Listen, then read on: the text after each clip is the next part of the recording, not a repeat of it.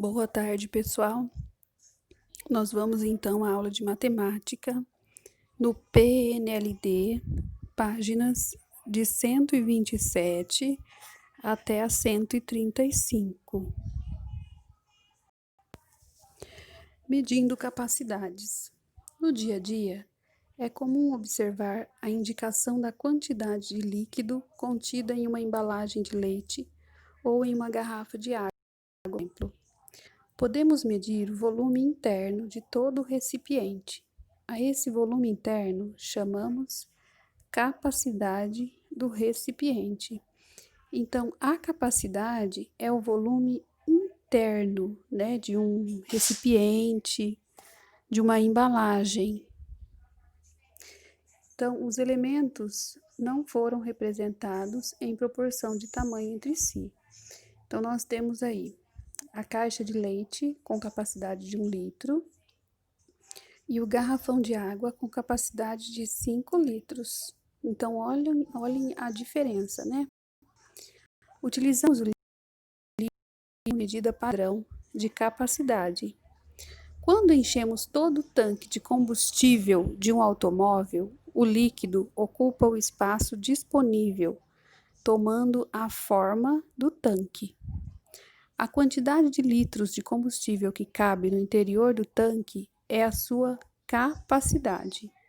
Por exemplo, se cabem 60 litros de combustível em um tanque de automóvel, dizemos que sua capacidade é 60 litros. Além do litro, existem outras unidades para expressar a capacidade de um recipiente. Uma unidade muito utilizada é o mililitro, que nós representamos por ml, né? Veja a relação existente entre as duas unidades, litro e mililitro. Então, 1 litro, pessoal, equivale a 1000 mililitros. Então, eu posso dizer que 1 L é igual a 1000 ml. Geralmente, o mililitro é usado para expressar pequenas capacidades, como a de um frasco de remédio, um frasco de perfume, entre outros. Vamos agora às atividades. 1. Considerando as ml e mililitro ml, qual delas é mais conveniente para medir a capacidade de um frasco de injeção? Então, o que vocês acham? O frasco de injeção, nós medimos representado por L ou mililitro representado por ml. B, um tonel de água. C, um copo. Ou D, um tanque. Nessa atividade, pensem no tamanho, né, aí do recipiente. 2. Em um copo cabem 180 mililitros de água. Um garrafão pode ter no máximo 25 desses copos. Qual é a capacidade em mililitro desse garrafão? Então, aí é só vocês fazerem o cálculo, né? 180 vezes 25. E preencham lá a resposta embaixo. 3. Laura precisa comprar 2 litros de creme de leite. Quantas caixas de 250 mililitros ela precisa comprar para alcançar essa quantidade? Então, se 1 é igual a 1000 mililitros, né? E sabe uma caixa em 250 mililitros, quantas caixas de 250 mililitros vocês precisarão juntar aí para formar os 2 litros de leite? Pensem um pouquinho. 4. Um recipiente plástico com 40 litros de água tombou, entornando o conteúdo. Recolocado o recipiente na posição inicial, verificou-se que restaram 17 litros de água dentro dele. Quantos litros de água foram derramados? Então, aí vocês podem fazer 40 menos 17, que vocês descobrirão quantos litros de água foram derramados. E acabou de passar uma moto aqui, pessoal. Desculpa. Coloque embaixo a resposta. 5. Uma embalagem contém 290 ml de detergente. Se Cristina comprar 5 dessas embalagens, ela terá comprado mais de 1 litro ou menos de 1 litro de detergente. Então, aí vocês farão 290 vezes 5. E lembra que 1 litro é igual a 1000 ml, certo? Então, se passar de 1000 ml, vai ter dado mais de 1 litro. Se não chegar a 1000 ml, então vai ter dado menos de 1 litro. Probabilidade estatística. Produzindo síntese. De acordo com a Fundação de Proteção e Defesa do Consumidor, PROCON, o gasto médio mensal de água tratada e encanada por pessoa é 5.400 litros. 1. Observe o gráfico que mostra o consumo de água de uma pessoa no mês de abril de 2018. Depois, responda as questões a seguir. Então, nós temos aí o gráfico, né? Olhem lá o consumo, né? Na primeira semana, entre 1.200 e 1.400 litros de água. Na segunda semana, 1.000. Terceira semana, 1.200. E na quarta semana, 1.000 também. A. Em qual período do mês o consumo de água foi maior? B. Qual foi em litro o consumo de água dessa pessoa no mês de abril de 2018? C. O consumo de água nesse mês foi maior ou menor que o indicado pelo PROCON? D. Em que quantidade foi maior ou menor que o indicado pelo PROCON? 2. No caderno, produza uma síntese para apresentar informações que podem ser obtidas. Educação financeira, custo e benefício. A Associação dos Moradores da Vila Andrade realizará um evento de recreação e lazer na Praça dos Carvalhos. Como não há água potável na praça, Rogério ficou responsável pela compra da água que será distribuída gratuitamente durante o evento. Serão necessários 300 litros de água para atender a todo o público. Rogério está pesquisando a melhor opção para comprar água: copos de 200 ml, garrafas de 2 litros ou garrafões de 20 litros. Observe as opções e seus custos. Então, temos aí o garrafão de 20 litros, que custa R$15, a garrafa de 2 litros, que custa R$2, e o copo de 200 ml, que custa R$1. Se Rogério optar pela compra de garrafas de 2 litros, quantas garrafas serão necessárias? Preferir comprar o garrafão de 20 litros, quantos garrafões serão necessários? Em relação ao valor gasto, qual é a opção mais vantajosa? De acordo com os dados do Instituto Brasileiro do Meio Ambiente e dos Recursos Naturais Renováveis, IBAMA, uma garrafa de plástico demora de 200 a 600 anos para se decompor. Pensando no meio ambiente, por qual das 3 embalagens você optaria? Por quê? Converse com os colegas sobre o que você pensou. Não vai ser possível conversar com os colegas, então coloquem apenas a opinião de vocês, ok? Medindo massas. Podemos medir a massa de um corpo com o auxílio de uma balança. A unidade fundamental usada para expressar a massa de um corpo é o quilograma. Porém, em algumas situações, usamos como unidade de medida de massa o grama, representado por G. Observe a figura ao lado, em que a balança registra quantos quilogramas a menina tem. Então, ela pesa lá, 35 quilogramas. Veja agora quantos gramas a balança está registrando para o queijo. Então, nós temos aí 750 gramas, né? 1 quilograma equivale a 1.000 gramas. Então, 1 kg, que é o quilograma, é igual a 1.000 G, que são 1.000 gramas. Além do quilograma e do grama, outra unidade muito usada é o miligrama, mg, Principalmente nas indústrias química e farmacêutica, para expressar pequenas massas. 1 grama equivale a 1.000 miligramas. Então, 1 G é igual a 1.000 mg, 1 grama é igual a 1.000 miligramas. Bem, uma unidade para expressar grandes massas. que é representada por T. Temos aí um caminhão sobre balança em Iporã do Oeste, Santa Catarina, essa foto de 2015. 1 tonelada equivale a 1.000 quilogramas. Então, podemos dizer que 1T é igual a 1.000 kg. 1 tonelada é igual a 1.000 quilogramas.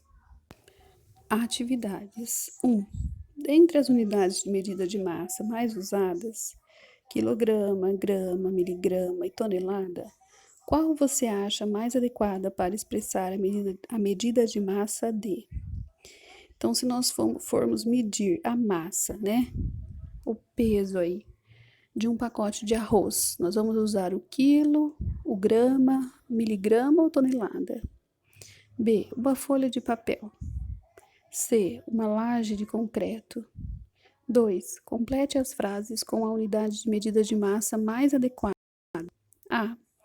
Um tablete de manteiga tem 250, e aí vocês vão colocar se ele tem 250 quilos, 250 gramas, 50 miligramas ou 250 toneladas. B.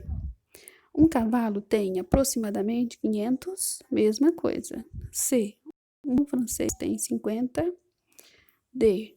Quando Cláudio subiu em uma balança, o visor indicou 42? 3. Observe as imagens a seguir. Então, nós temos aí o menino, né? Com a mochila pesando 45 quilos. E sem a mochila pesando 40 quilos. Qual é a massa da mochila de Patrícia? Não é um menino, é uma menina, perdão. Qual é a massa da mochila de Patrícia em quilogramas? Então, se com a mochila ela pesa 45 quilos e sem a mochila ela pesa 40 quilos, qual é a massa? Aí, qual é o peso, né, da mochila dela? Coloquem aí. E aí nós temos uma informação. Conexões. Mochila ideal. De acordo com a Sociedade de Pediatria de São Paulo, a mochila ideal é aquela em que só se coloca o material necessário para cada dia de aula.